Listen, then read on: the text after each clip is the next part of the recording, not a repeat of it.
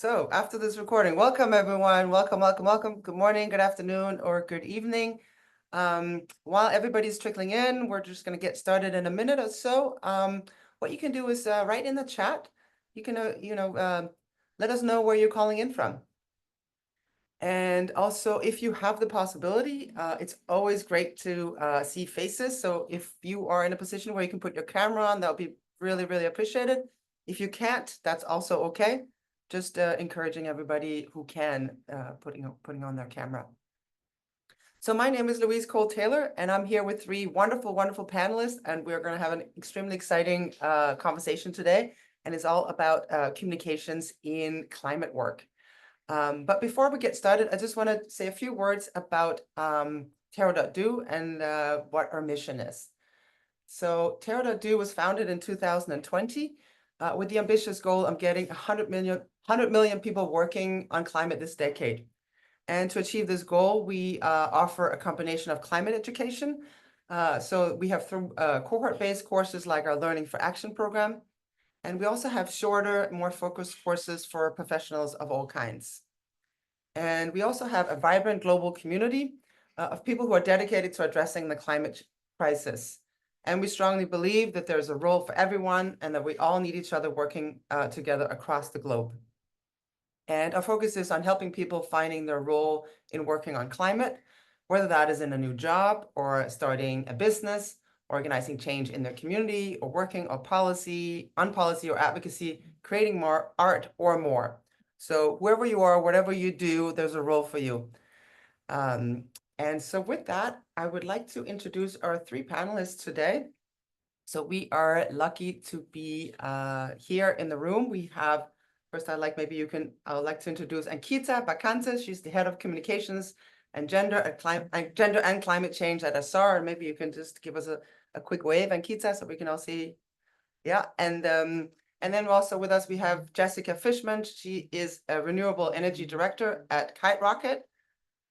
And Jessica, if you can show us, hey, wonderful. And then we have Mary Hoff. She's a communication specialist at Project Drawdown. And so what we're going to do today is I've prepared a number of questions that I'm going to ask our panelists, and it's going to be a bit of a sort of a conversation between us. And you are more than welcome to also post questions in the Q&A box. So you should find that on the sort of below on your Zoom, and you might have to open it, and it's like might be a separate box that opens. But if we use the Q&A box, you can also upvote other people's questions. And because the chat will probably be sort of crowded with different messages. So we'll try to keep the questions in the Q&A box. But so with that, I'd love to get it started. And so my first kind of set of questions is really around the journey that each of our panelists were on into the work that they're doing today. So maybe I'll start with you, Ankita. Maybe you can share a little bit about yourself and your background and your journey into your role within the climate sector. So we're really curious about what initially drew each of you into working in communications within the climate sector. So maybe you want to kick us off. Sure. Thanks, Louise, for that wonderful introduction. And thank you, everyone, for joining from different parts of the world. I'm Ankita, and I'm a climate communicator. I'm based in Mumbai, a beautiful city in India. And I'm a little under pressure right now because as communicators, I think the pressure of communicating things really well is really high on us. So we just hope that we are able to send across a message that helps most people who have joined this call. So my journey in climate actually started about 3 years ago. I used to be a journalist. I did my master's in media and cultural studies from a reputed institution in India. After which I worked as a print journalist across 3 different publications, English language publications. And throughout my journey, I was actually reporting on education and social issues in India. Climate was always at the back of my mind as a citizen and as somebody who was always affected by the climate crisis.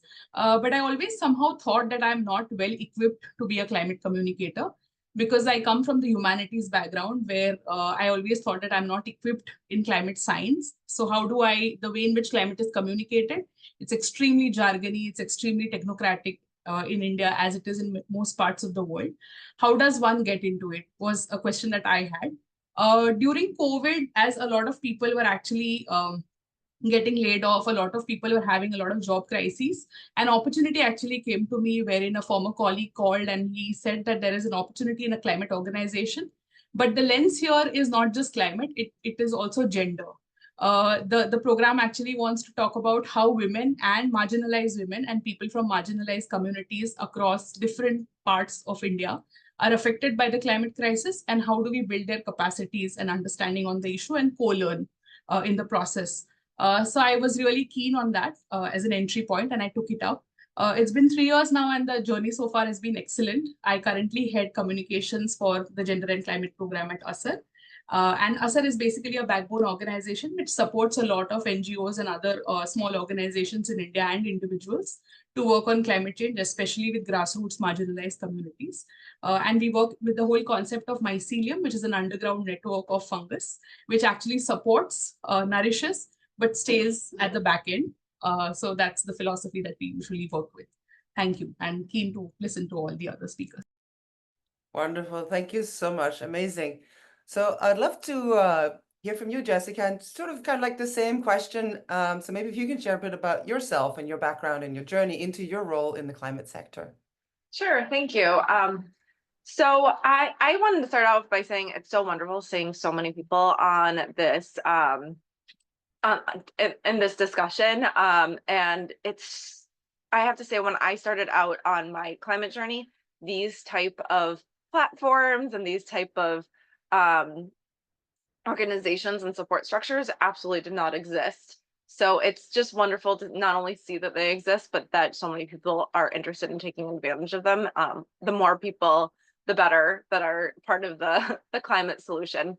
So thank you all for finding time to join and to be passionate about being a part of solving the biggest problem of our lives on the planet. So a little bit about me and my journey. So I am in marketing, mainly in the clean energy sector. I started out as a marketing generalist a few decades ago, and decided a few years into my career that I guess the way that I would put it is, if I was going to be stuck in capitalism, I wanted to be doing something good for it. So that's why I started transitioning into clean energy. A lot of people ask why I selected solar. When I decided to make that career transition into climate, there was not a lot of clean tech out there. And there was sort of solar and some wind and hydro, and it was just a teeny tiny industry. There was not all the other clean tech that's out there. Batteries are so new, EVs are really new. So it was more of that's what was available. One of the things that I do love about solar is the democratizing effect that it has for power generation. But that's how I got into the solar industry. And as it's grown, I've seen it like expand on a lot of levels, not only in terms of being a bigger industry, but also all the other tech that comes adjacent with solar energy. So like things like virtual power plants and EV charging and the electrification movement, microgrids, all these really awesome tech that I think that most people don't think about when you think about solar, but is now a part of that conversation. And when I started to make the transition, I looked for some volunteering opportunities. And started out at like volunteering a little bit at an NGO that was about energy efficiency. I sent out my resume to every single solar industry in the state that I lived in, and not one person responded to me. And then time just sort of, pretty quickly, I was at the right place, right time, and was able to jump into a solar position. And I've been in solar for about 15 years. My role is to work with really complex technology. I know solar sounds like it's simple. It's like, oh, it's turning the sun into energy, but it's very high tech.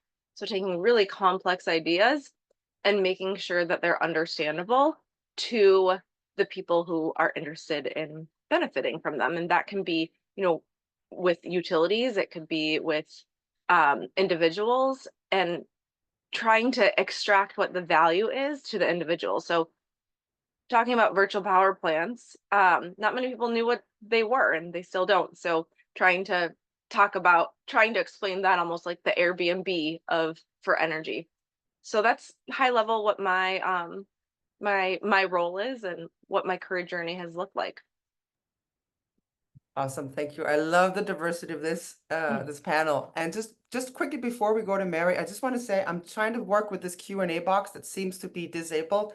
I'm not sure exactly what's going on, so I'm trying to work on it. In case we don't get it fixed, please just ask your questions in the chat after all. But so I'd love to hear from you, Mary, as well. So if you can share a little bit about yourself and your journey into your role in within the climate sector. Communication sector. Absolutely. Thank you, Louise, and for the opportunity to be here today. And welcome and hooray to everyone else who has joined us to learn about climate communications careers. It's such an important area. And I'm very excited to know that there is such great interest in it. As Louise said, my name is Mary Hoff. I'm a communication specialist with Project Drawdown, which is a US-based nonprofit organization that's working to identify and encourage deployment of the most effective climate change solutions. And we work around the world on that. I've been working in science and environmental communications for my entire career, which spans quite a few decades at this point. I have experience in academia, in journalism, and also in the nonprofit sector communications. My overarching career mission is to help build a more just, healthy, and sustainable world. And I do that by helping to make information accessible and compelling to those who can use it, as Jessica said, to help make things understandable to people who can benefit from them. And with climate change touching on every aspect of human and planetary well-being, I just can't think of a better place to be bringing this kind of attention to at this point. Before joining Project Drawdown, I helped found and serve as editor-in-chief for a nonprofit media outlet called ANSIA, which took a solutions-focused approach to reporting on environmental issues. I moved to Project Drawdown a little more than 3 years ago for a number of reasons, one of which is that it's a huge focus on solutions, on working to mitigate climate change, which is a really important part of what I believe is something that we need to be communicating about. And by being at Project Drawdown, I've had this opportunity now to bring this career's worth of experience and expertise to bear more specifically on climate change, which really to me is the overarching both challenge and opportunity of our time. So that is what brought me to this conversation today, and I look forward to sharing more about what I can in terms of my knowledge and expertise, and hearing your questions as well. Thank you. Back to you, Louise. Awesome, thank you. Thanks all. It seems like the Q&A box is working now, just FYI, so please put your questions in there. So thank you. So my next question was really about what role your organization play in the climate landscape and what your role is within your organization. And I feel like all three of you kind of touched a little bit on it, but feel free to expand a bit on it. And I'm going to sort of combine it with my next question, which is really about what specific skills are you leaning into that you find most valuable for communication roles in the climate sector. And maybe we'll just continue with you, Mary, and you can sort of, continue from there. Sure, absolutely. Elaborating a little bit more on Project Drawdown, we're out to halt climate change. We're not arguing the reality of climate change or describing the consequences or considering ways to adapt. We really focus on the what can we do about it dimension of the whole issue. And we do that by applying science to identify the best solutions of all the different practices and technologies that we can use to reduce the concentration of greenhouse gases in the atmosphere. Our scientists drill down to find out which ones are most effective where, and then my job as a communication specialist with the organization is to help get that information to the people who can use it. So I work a lot with the scientists themselves to try to understand what they are finding, and then take that very technical information and connect it with a wide range of audiences. We've got educators, we have people who are practitioners in the field applying the technology, just a wide policymakers, wide range of audiences. And I take that scientific information and help connect it with these different audiences, excuse me, who can do something about it. Awesome, thank you. So I'd like to hand it over to Jessica, and kind of a similar question, and I want to combine it with a question that came in the Q&A box. So if there are any more words on what role your organization play in the climate landscape and your role, but also what specific skills you are leaning into. And the question in the Q&A box is about, someone is saying, I'd love to hear more about the democratizing effects of solar. So if you can speak a little to this. Yeah, that's a great question. So I work in the for-profit sector. So I've worked with I work with startups. I also have worked through, helped build a startup through an IPO, multi-billion-dollar corporation. I work with a number of different clients right now, all in the solar industry, clean energy industry, and really throughout the entire entire ecosystem of solar. Sometimes it's inverters, sometimes it's panels, sometimes it's trackers, sometimes it's recycling. It's just a wide variety. My role, very similar to Mary's, is I work with the engineers, I work with the product managers to truly understand what the technology is, so that I can really make it easily understandable to the user.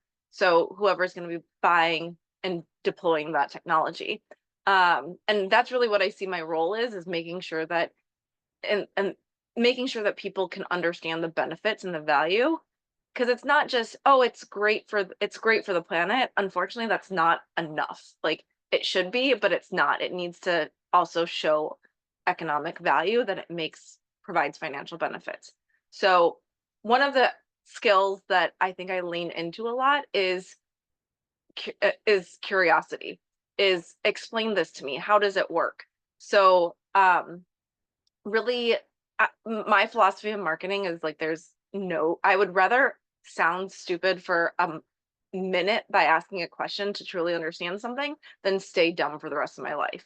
So as an example of that, there was this product that I launched called, it was this brand new type of inverter technology that nobody has ever thought of before, that really moved. It was like moving from our big chunky TV screens of the 80s and early 90s to the flat screen that just made the inverters a lot more accessible, a lot more manufacturable, a lot more easy to ship, and was going to open up the solar industry in a way that previous inverter tech did not.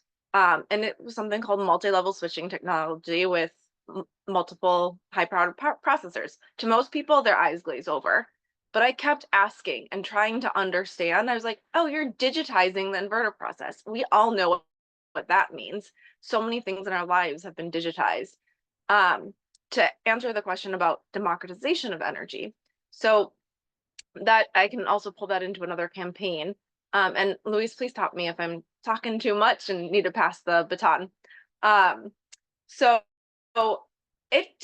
you need a lot of upfront capital to build a power station, whether that's a coal plant, whether it's natural gas, which is just methane. Don't use the word natural gas like I just did. It's a marketing term that is faked by the oil and gas industry. There's nothing natural about it. It's not good for us. Or whether it's nuclear, a lot of upfront capital. Most people, like you and I, cannot get into the business of producing power and energy in a way and be able to sell it.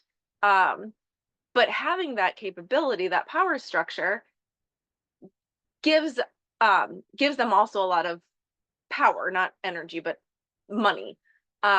When people like you and me are able to put solar on our roofs, we are able to produce that power instead of being sort of at the whim of the market. We actually become a part of the market.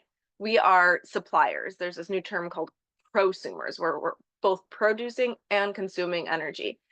The moment think about the way that Airbnb or Uber sort of brought down that the wall of being able to become a driver, be able to become a hotel. You don't need that upfront capital. And that's what solar is doing. It's allowing a lot of small local people become a part of the power industry and benefit from being able to produce energy. There's something called virtual power plants, which, Mary, you're probably also familiar with this too, so feel free to jump in, where when you couple a battery with solar, all those batteries that are in everybody's home can be managed in the cloud as one big power station, and it completely creates a brand new type of interactive network for our energy industry versus having just, producing in one place and transporting it out to the rest. And it really changes the power dynamic, no pun intended, but there is, of what our energy industry looks like.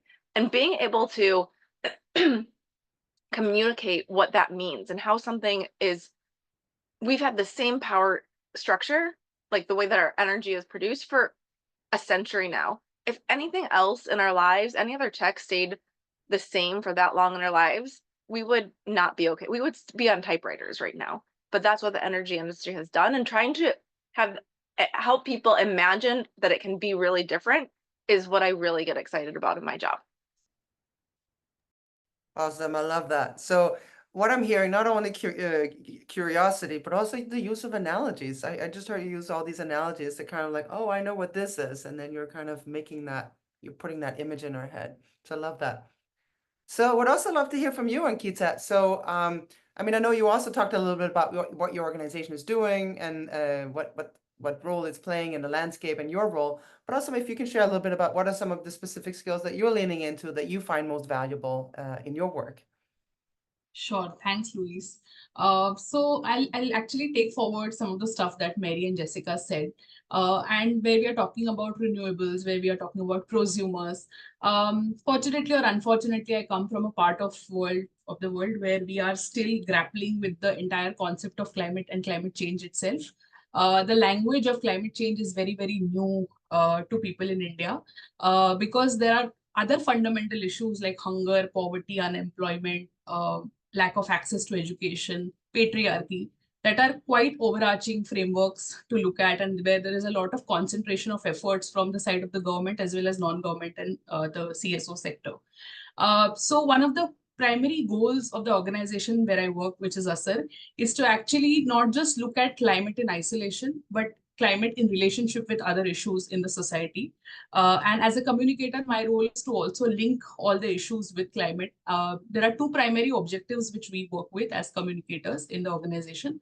One is, how do we democratize the entire discourse of climate? How do we demystify terms? How do we try to simplify terms? Storytelling was a word that was used here. How do we tell stories in a simple manner which everybody can understand, which can actually reach out to a wider audience in different languages, in different contexts, from different perspectives, and also from different lenses. Our lens particularly is of gender, but we also look at the lens of backwardness. We also look at regional disparities. So there are a lot of other lenses, intersectional lenses, that we focus on. The other objective that we have is, there is a lot of knowledge and indigenous wisdom that exists on the ground already when it comes to climate. It's not as if the idea of climate is new to people. They are facing the brunt of it each day, right? 80 to 90% of the residents and citizens in India are actually fighting climate in some or the other way. They are actually coming up with local solutions. They are not getting funded. It's not a part of the large policy. Their effort and work is not getting acknowledged. But at the same time, these solutions mostly don't make it to the mainstream media or the mainstream public discourse on climate. What actually makes it is a very, very technocratic, bureaucratic, sort of patriarchal language on climate, which is basically inaccessible to most people. So these efforts, these solutions actually don't reach the policy level. And at the same time, whatever effort is happening at the policy level barely reaches the ground. So as a communicator in this space in the Global South, one of my major objectives is how do I bridge this gap? How do we encourage people to become communicators, and how do we come up and arrive at a common minimum language of climate where policymakers and people on the ground can actually sit on the table? And for people on the ground to sit at the table is a long journey. I'm saying it in a sentence, but it can take years and years to make that happen. So we are particularly working with women in India, and I'll just give one example to sort of set context. One of the things that we observed is that a lot of news articles that actually appear on climate change appear usually in two scenarios. One is when there's an extreme weather event where there are deaths, there are lots of casualties which get reported. And second is if there's a massive national or a massive international event happening around climate. So for example, Conference of Parties, COP is one such event. Similarly, major climate policies or announcements make it to the press. Local initiatives, local issues, and how individuals are impacted, how they are dealing with the crisis, barely make it to the press. And we tried to sort of analyze the underlying reasons behind this situation. And we realized that about 80% of the communication on climate, 70 to 80%, is in English language media. And we all know that there are only about 15 to 20% people who are very fluent in English, right? So what are we doing with the 90% of our audiences? How are they understanding climate? How are they consuming content on climate? And how is their idea of how they're dealing with the crisis reaching to the larger audience is something that we were dealing with. We decided to actually come up, we actually collaborated with a grassroots media organization which works in a regional language called Marathi, where we actually had 10 women from the grassroots who are community leaders. They were being trained by the organization to be community reporters, particularly talking about the issues that they face in their community. We added a lens of climate to the stuff that they were already doing. One of the initial challenges that we faced was actually very surprising to us, that there was no content in the regional language. For example, what are greenhouse gases? How do you explain the idea of air pollution? How do you explain the idea of outdoor versus indoor air pollution? Concepts as basic as these were not really easily available and accessible in regional languages. So we had to actually start from scratch and create that sort of content. We underwent a lot. These women actually, we had a lot of co-learning sessions where we tried to understand their lived realities, and we also tried to speak about the kind of work that we do and the discourse of climate in India as we could explain it. It was very interesting because they actually identified a lot of issues that we had never read in the mainstream press. For example, they spoke about how air pollution is actually causing a lot of gynecological issues, and there is possibly some evidence which is already available, but in the village, how it is actually seen, it is actually giving rise to a lot of superstition, because a lot of people don't relate this to air pollution because there's such few awareness. Second thing is, a lot of people actually spoke about this entire idea of forest and forest commons. Like, for example, mushrooms. A lot of communities, indigenous communities in India, are dependent on forest produce for their livelihoods as well as for consumption. They were actually talking to us in numbers, and they were saying that about 70 to 80% of the production has gone down over the last 10 years only because rainfall is inadequate or it's unseasonal. And they actually, it was very funny and very interesting actually for us to understand that the way in which they articulated irregular rainfall was through their articulation of festivals around sowing and around reaping shifting. They said a certain festival which was which would happen at the time of sowing, it would happen in the month of June, and now we are waiting till, say, August for that festival to be celebrated because it doesn't rain till then, which means something has shifted. So now these bunch of 10 women actually that I was talking about first are a part of Project Dharitri, which is Project Earth. Dharitri means earth in Sanskrit. So they are actually reporting their own issues with the training that has been given to them.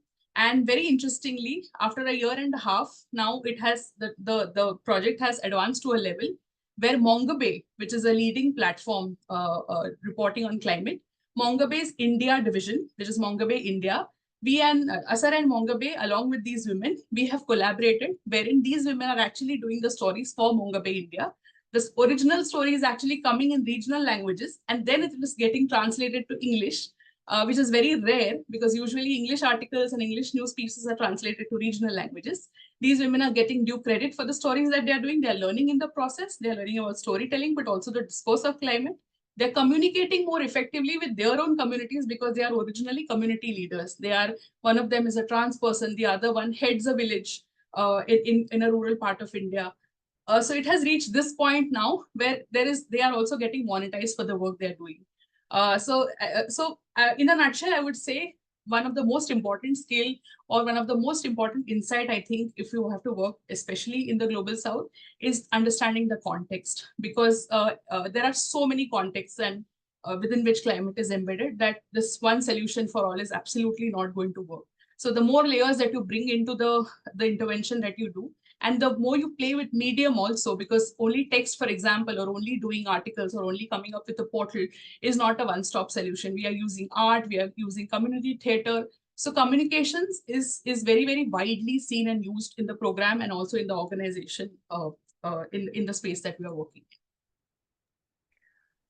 Oh my God, this was so rich. What a wonderful, story you were just telling of, I'm not even going to pretend to try and unpack it, but I feel like you touched on so many points, both in terms of, this is an example of a successful campaign and what's the, how climate communication differs from other types of communication, and, the demystifying and democratizing and the jargon and in the intersection and the language. And anyways, it was really rich to listen to. Thank you so much, Ankita. And so I'd love to sort of, this is a completely different context. So in your context, Mary, I'd love to, hear a little bit about how do you see, what's the role of, how does climate communication differ from traditional communication? I know you've been in a sort of in the climate world for so long. And maybe can you share a little bit about what is the successful campaign or initiative that you worked on, and what made it stand out? Absolutely. Thank you for those questions. And thank you, Jessica and Ankita, for your perspectives. That was really fascinating for me as well. How climate communication differs from other communication roles in other industries. For me, there is sort of that strong connection with both science and policy. So being able to understand and connect with people who have very different backgrounds than I do. One of my skill sets, and I think a valuable skill set in this type of communication, is being able to sort of be the ignorant person and being comfortable with that, so that I can learn from the experts in my field and then use that learning to communicate with other people who also don't know that. So one thing I find myself needing to do and to remind myself to do is to step back from the jargon and the shorthand and all of the technical language that I deal with every day with my colleagues, and meet my audience where they are. That's probably true in other communication roles. I think it is especially in climate change, because we deal with so many different audiences. We communicate with so many different audiences, and each one has their unique set of interests, skill sets, knowledge base, communication styles, and really being able to reach many different audiences it's an opportunity for a lot of creativity, but also requires a communicator to be very intentional about what they are doing as well. As far as a campaign or initiative that I've worked on that has worked out very well, I'm going to point to, if you go to the Project Drawdown website, which is drawdown.org, pretty straightforward, we have a set of 93 technologies and practices that together we know can halt the increase of greenhouse gases in the atmosphere. These are all science-based. A science team took many years to put them together. And one of my starter jobs when I took this position was to take those 93 solutions and kind of distill from them the take-home message for each and make them user-friendly. So each one had a background science paper. So, with the citations and the numbers and all of the real technical aspects. And from that, one of my jobs was to distill really what somebody who wants to apply these solutions needs to know. So it's kind of building in that inverted pyramid where it's the gist of the information at the top, and then you can dig down to the details as much as you want. Again, it's all about connecting what we have that we think people can use with what their interest and capacity for knowledge and interest in knowledge is all about. Awesome. I just want to Thank you. echo really quickly what Mary said about policy and how important that is. And I think that, policy is super critical for any type of climate tech, any type of climate work. Like the Inflation Reduction Act, the bipartisan infrastructure bill have massively supercharged climate action. It was the biggest climate action legislation that was ever passed anywhere in the world to date. And our work really does rely on, and the planet itself does rely on passing good policy. And that is, I think, one of the biggest differences that I see out from being outside of climate work. Awesome. So I'd love to move us all, like there's been a number of questions that are kind of, I'm going to bundle them a little bit, and I had some thoughts myself. So this is really about, and these are questions for all three of you, and maybe I'll start with you, Jessica, but it's really this all about, some of the biggest challenges that you face when you're communicating complex issues. And I'd like to read a couple of questions here. So there's one question, it's worded like this: how do you effectively communicate complex research and scientific findings, often filled with technical jargon, to a general audience in a way that simplifies the information without losing its accuracy or impact? And I think there's another question that's kind of similar down. So maybe we'll stick with this question. Like how do you tread that balance? I like balancing between the sort of big data and big information with personal stories. Taking an example of, let's say we're doing something right now with one of our clients where they're talking about the Inflation Reduction Act, like tens of thousands of jobs and this much, hundreds of millions of dollars being put in into investment into clean tech, or I can't even remember how many hundreds of manufacturing plants are being opened, but that doesn't really mean anything to people. But adding it on to have, somebody personally talking like, I have this job because of the Inflation Reduction Act.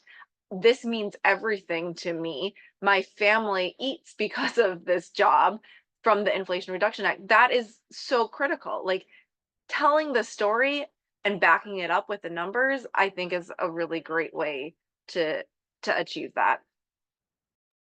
Love it. Love your thoughts on this. Great. And how about you, Ankita? How would you say that you effectively communicate complex research and scientific findings, without losing its accuracy or impact? I think two things. One is there is a concept in research which is usually used, which is called triangulation, right?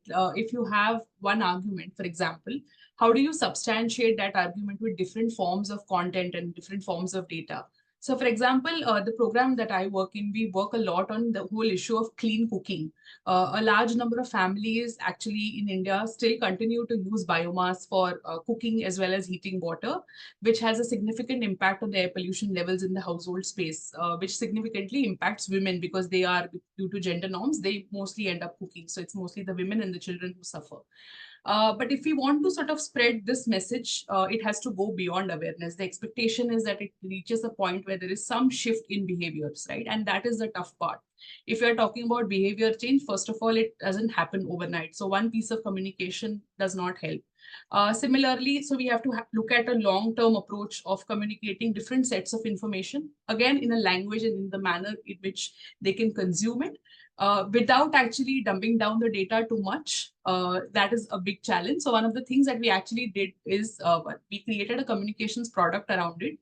Something like a toolkit, which is made up of about 10 to 15 pages, where we are actually, it's actually a set of cards where women at the community level who are actually trained to be communicators by us, they are using these cards. The messaging there is not negative. We are not showing smoke-filled homes with scary images of women and children sitting there and crying, or tears in their eyes, which is actually the reality.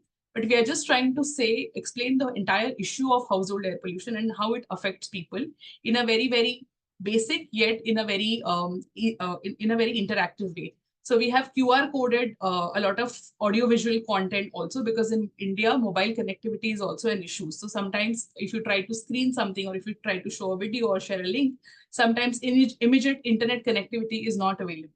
But when they go back home, usually male members in the house have their phones with them. So can they go back home and can they scan the content and can they look at the video? Can they try to understand what doctors are saying in Hindi, which is their language in many cases, or their regional language, and try and understand how that sort of affects them on a day-to-day level? So I think one of the things that we are trying to do is, like I said, common minimum language of climate. So it's neither here nor there. But at the same time, I feel that, again, I'll come to the entire point of context. You need to understand who is your target audience, which I think is the basic of any communication. But specifically about climate, because like I said, climate is also sort of a transdisciplinary subject. So there are a lot of aspects of climate. So one has to also understand what is the specific interlinkage that one wants to target. Sometimes it is health. Sometimes it's education, sometimes it's everything. Sometimes it's actually opportunity costs. So you need to actually come up with a broad strategy. And like I said, longitudinal sort of approach works here, where you are actually working with the same community, with people who you trust and who they trust. That's the most important thing. Me coming from a city and looking and seeming fairly privileged, going in a community and talking to the women there, as opposed to a local woman there speaking about this issue, makes a huge difference. So how do we create more local leaders and communicators? Our job as a communicator is not just to disseminate information, but to actually democratize this entire process of communication itself, because the climate crisis is so big that 10, 20, 100, 1 lakh are not going to be sufficient. So each community, each set of locality, each location, each country needs to have hundreds and thousands of communicators. So how do we enable that process? That's something that we are working on. Love it. Thank you. And how about you, Mary? How do you effectively communicate complex research and scientific findings, often filled with technical jargon, to a general audience in a way that simplifies information without losing its accuracy or impact? That truly is the $1 million question, I think, in our line of work. First of all, I'll just plus one on the comments of my fellow panelists here. I think stories absolutely is a critical way to communicate. Also, the whole idea of contextualizing the information, using audio, using visuals. A picture is worth 1,000 words often when we're dealing with highly technical information. Something that was brought up earlier, Jessica and Louise both, was the idea of using analogies, very often connecting concepts to things that people are very familiar with, can play a huge role in helping bridge that gap between the technical and the more general knowledge bases. Another thing that we do is try to contextualize numbers. So if we're dealing with, millions of this or thousands of this or whatever, how can we put that in terms of the number of vehicles, vehicle emissions that are replaced or something like that, or how much greenhouse gas your home emits when you heat it, that kind of thing. So really personalizing and contextualizing numbers is another important way that we do that. And then the third thing that I would point out is the importance of starting with what the audience cares about. The first step in communication is really capturing the attention of the people that you're communicating with and connecting with them. And climate change is notorious for not feeling very personal. I mean, we can't see greenhouse gases. It's really hard to feel like anything that I personally do is going to make that big of a difference when there's, 9 or 10 million other people out there doing things as well. So the extent to which I can connect the climate solutions that we're trying to advance the adoption of with what people care about, their families, their budget, their safety, their health, those kinds of things, starting at a point where I'm talking about something that my audience cares about, will go a long way toward making them open to being interested in and ultimately absorbing some of that technical information. Thank you. Awesome. I love it. So before moving in, there's several questions that are really about advice for aspiring professionals. And I really want to sort of end there. But just before we move in there, I'd love to hear some thoughts about diversity and inclusion. So I'd love to ask about what role you see diversity and inclusion play in your climate communication strategies, and particularly in relation to gender and climate justice, or any other thoughts you have on the issues of, you know, inclusion and diversity and justice. And I'd love to start with you, Ankita. Thanks, Louise. I think it's extremely important, as we all know, because climate impacts everyone, climate change, but it particularly impacts those on the margins, as we all know. And the ones who are actually powerful and have some resources will anyway acquire the knowledge or the resources to be able to cope with it and to combat the crisis. Our job as communicators and as people working in this field or in this domain, or who are passionate about making a change or a dent, is to actually reach out to the wider majority which does not have the resources or which does not have the know-how of combating the crisis. Unfortunately, I see from whatever tertiary understanding that I have about the global north as well, I feel that both the global north as well as the global south, they are somewhat failing at this. We know that there has been a lot of criticism of COP, for example, for not specifically speaking about the issues of the global south, as well as women and people from marginalized and racially disadvantaged groups. Slowly and steadily, some changes are happening. We now have a gender day at COP. There are more conscious efforts of making our panel discussions inclusive. But what does inclusion actually mean? And I think one of the most important aspects of doing that is it actually goes beyond representation. Inclusion does not mean you have a panel of 4 and you have 2 women in the panel, or a person with a trans identity and a woman on the panel. It actually also means listening to them and being aware about their lived realities and actually tailoring your policies and your decisions based on what they are saying. I think one of the missing links in the larger climate discourse across the globe, according to my understanding, is that we are lacking at listening. A lot of times we do a lot of listening exercises. There was a question in the chat as well as to how we tailor our context based on the different levels at which people are. One of the initial things that we do is there are a lot of sessions which are no agenda sessions where we literally tell women to talk about their issues, where we literally ask them without any agenda about how they are feeling. And that is when actually we understand the language that they speak, the context within which they are embedded, the other issues that are more prominent to them. So I think the entire conversation, like I said in the beginning, is extremely technocratic and top-down. Even the solutions for that matter, it's almost as if somebody on the top is going to give a solution which everybody is supposed to follow. One of the recent things that we actually did at my organization and at the program in particular is that we actually flipped this entire aspect of women only being at the receiving end of the climate crisis. We said that women are also the solutions. They are also coming up with solutions which are not documented enough only because the language of climate is so masculine in nature. So we actually put together a graphic narrative. Me and my colleague have actually co-authored a graphic narrative called Rooted in Power, where we are talking about 5 different women from 5 parts of India who are actually working on a climate solution in their context, which is actually helping their entire community, which is sometimes hundreds and thousands of people, to actually deal with the crisis day in and day out. But this one word, climate resilience or adaptation and mitigation, they don't know these words. And it's too difficult to fit these narratives into those words, which are still very, very top down. So I think, yeah. Thank you. Thank you for this perspective. Extremely rich. Thank you so much for sharing. I'd love to hear if you have any thoughts, Jessica, on this same question. So I think that I'm going to take this from a little bit of a different perspective. I think that oftentimes when people are transitioning into a climate career, they're thinking that it might, like this is going to be absolutely wonderful. Like, you're going to feel really great, but all the same structures exist in, at least for me, what I have seen, all the same structures tend to exist. It's still pretty white male at the top. It's, you're still dealing with a lot of the corporate stuff that you're going to deal with in any other industry.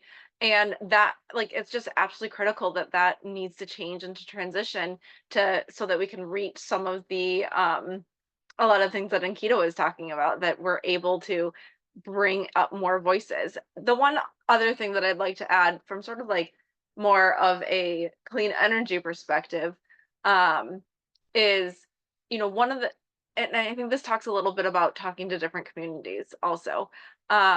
There are a lot of things that are happening right now, like with the Inflation Reduction Act. Energy justice was a really big part of the Inflation Reduction Act. And sorry that I'm a bit of a policy wonk on this, but it gets me really, really excited to see this type of stuff happening.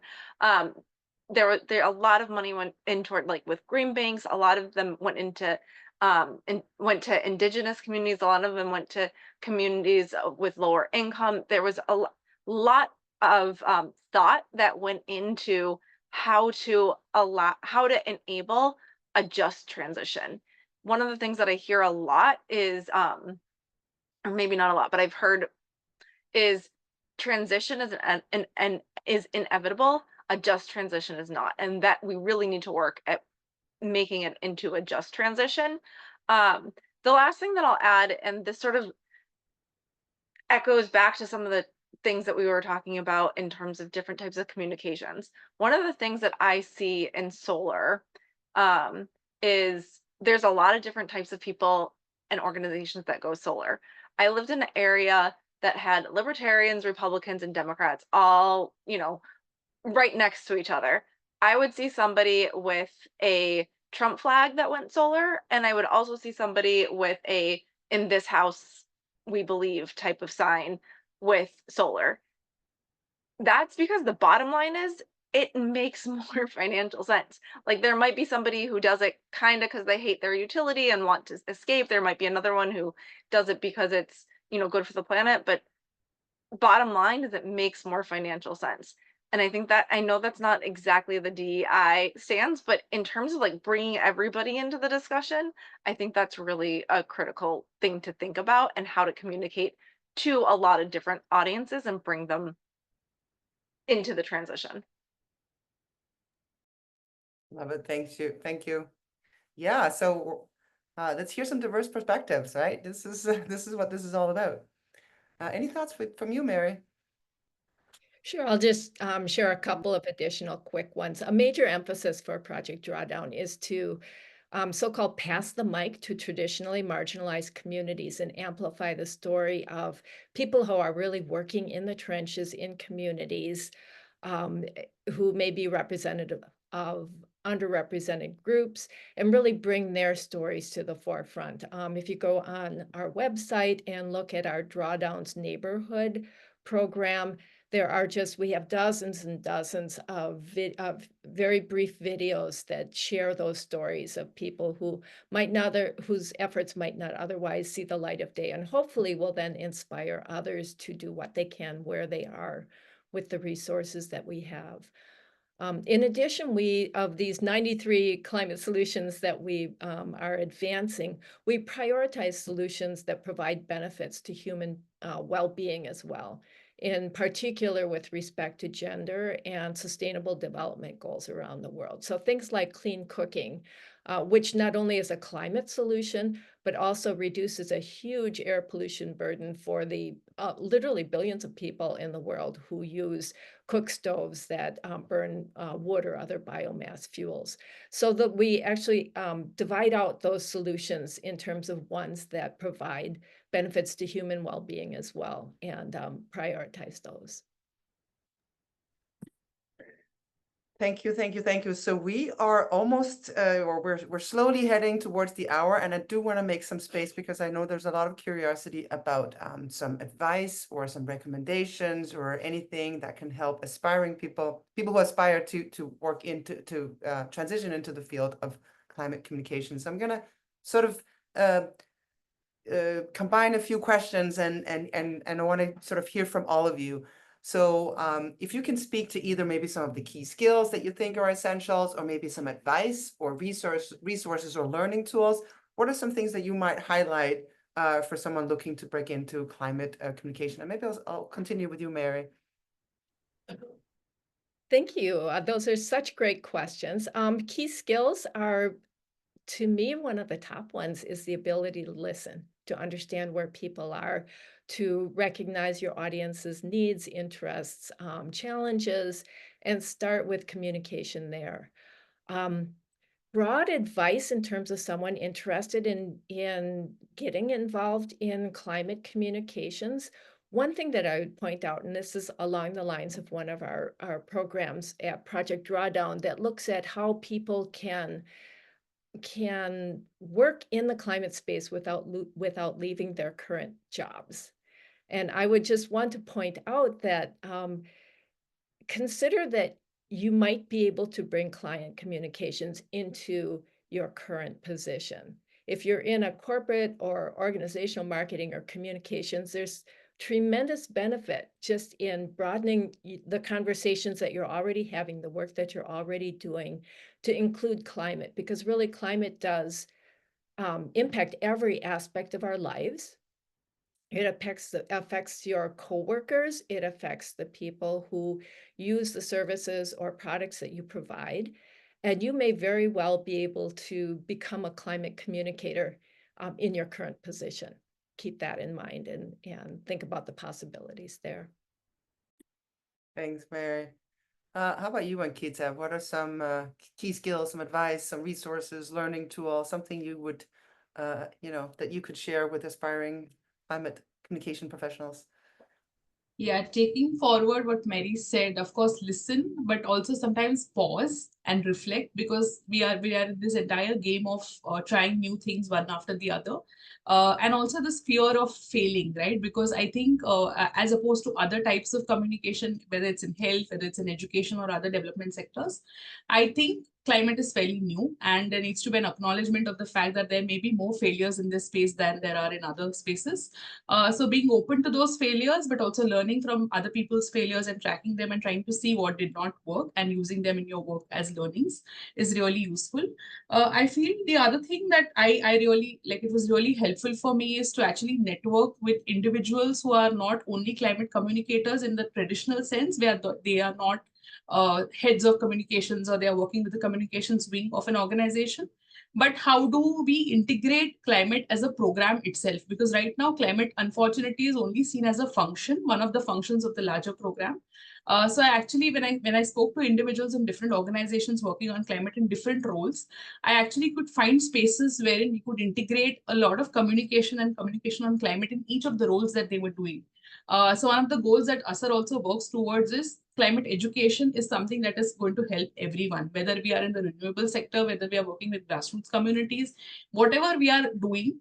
I think if we want to build climate education, climate communication will be a starting point. And so we need to actually look at climate communication as a program in itself, where we are not just looking at the fag end of the program where there has to be behavior change, or where there has to be content or dissemination or amplification and marketing. But how do we look at the message itself? How do we tailor our programs as per the requirements of people and how they are communicating, right? So that's something that I think we need to be really mindful of. One resource that I mean, we are on a Terra platform right now, and I'm really happy that I did the Learning for Action program at Terra.do. Because I always had that guilt that I am not from the climate science space. And somehow, when I was part of big networks and big groups, that was always something that kept me away from a lot of conversations. So that course actually helped me a lot, and not just the content, but actually it gave me a lot of networking opportunities and opportunities to actually understand and sometimes tell myself that what I was thinking or the line of my thinking was actually right, because I spoke to a lot of individuals in different parts of the globe, and I had sometimes not imagined that this issue maybe exists in another part of the world. But that has actually enabled a lot of networks and a lot of connections. And I've also linked a few resources in the drive that I've put together. Amazing. Thank you, Ankita. And how about you, Jessica? Any kind of advice, any key skills, advice, or resources or learning tools that you would recommend? I think I'll try to keep this really short, but I think one thing that can be really helpful is, there's a lot of climate tech out there, a lot of climate opportunities out there, from nonprofit to profit to other, journalism, really throughout. So figure out what your North Star is while also staying broad. There's going to be a lot of different opportunities. When you're able to, you may not get to your North Star right away, but when you are able to set what that is, you're able to start sort of digging into how to get there a little bit better. So there's a lot of books out there. There's a lot of really great, thought leaders that you can start following. There's different media that you can start, following, getting newsletters for. But you really need to weigh the like staying broad and balance that with figuring out what your North Star is. And you'll eventually get there, but you might hop around a little bit, and that's totally fine. Thank you. So my God, so time just flew by. An hour has just gone by, and I apologize for all of you whose questions we did not get to. But I feel like this was so rich, and I learned so much from all of you, our panelists, and thank you for everybody who joined here. What I want to do is I want to give you an opportunity for a sort of a last, a sort of concluding remarks. So if there's any, I'd love to hear from, maybe a short one from each of our three panelists. Maybe what are some of the biggest opportunities or emerging trends you see happening, or something that you're excited about, and maybe as a short concluding remark. So do we want to go first, maybe Jessica? I would just say that I think it's really exciting that you guys, there's so many people that want to have be involved in climate communications. There has been a massive amount of both private and public funding that has been I don't even want to say funding, I want to say investment into the climate space, which really opens up a lot of great opportunity. And I would just say stay persistent. I had to, like I said before, I sent out dozens of resumes, everyone was ignored, and then finally got that one. So that would be my biggest piece of advice. Like, don't give up. It's not easy out there, but we need people like you who are passionate and want to be involved. So stay persistent. Yeah, sounds good. How about you, Ankita? Yeah, I would sort of echo what Jessica said. I think there are so many opportunities within the climate comm space, and they are so diverse in nature. There's no one job role or one title that you should look for. There are opportunities like from social behavior change communication to marketing to sort of tailoring program strategic communications to actually working with a certain community and sort of adapting your communication strategy accordingly. So there are lots and lots of forms, mediums, roles that are available. I think some of the roles are still getting created. So I think it be like if you enter this field, you'll get the first movers advantage. So yeah. Thank you. And Mary, any final words? For our audience today? Absolutely. Just very quickly, I will also say thank you and much appreciation for the fact that people are interested in climate communication. I have always strongly felt that communication is the missing link in trying to get pretty much anything done. And your interest in this and expertise applying to climate will make a huge difference in the future. One thing I would like to point out as an opportunity, also a risk, is the growing amount of misinformation and disinformation we're seeing in the climate change space. That's something, if you're moving into communication in this area, to be very wary about. Pay attention to who your sources are, query facts. I think we're going to be seeing more of this in the future and need to be even more attentive and intentional. Other than that, just thank you all for your attention today. I wish you the very best as you explore and hopefully pursue the opportunity to work in climate communications. And I would encourage and invite you to reach out to me and the other panelists as well after this discussion, if we can be helpful in furthering your career choices, thoughts, and or answer any other questions. So thank you. Thank you so much. Thank you, all of you. And so I want just 1 minute here at the end. I just want to do a quick shout out for a learning program that's called Climate Change Learning for Action here at Terra.do. It's an intensive exploration of climate science and the impacts and climate solutions. And it's a combination of written classes and live weekly lab sessions. And we also have deep dives, expert guest talks, and workshops. And it's all intended to help fellows learn about climate change so they can find their role in it, in working to address it. And so we offer a new cohort every 6 weeks, and we urge you to check it out. So there's our next cohort begins December 2nd, and we do have 3 open houses One is on October 29th, and there's two on November the 19th. And Jessica will share with you the link to these three open houses. And also, if you are interested in taking this program, you can use Jessica's referral code and get a 20% discount. So all of that is in the chat. And so I recognize we are at time. So I want to thank all of you for your time and your presence and for your energy and for all your questions and for the panelists for all of your insights and reflections. Absolutely love it. Thank you so much and have a wonderful rest of your day wherever you are. Take care. Thank you. Thank you. Thank you.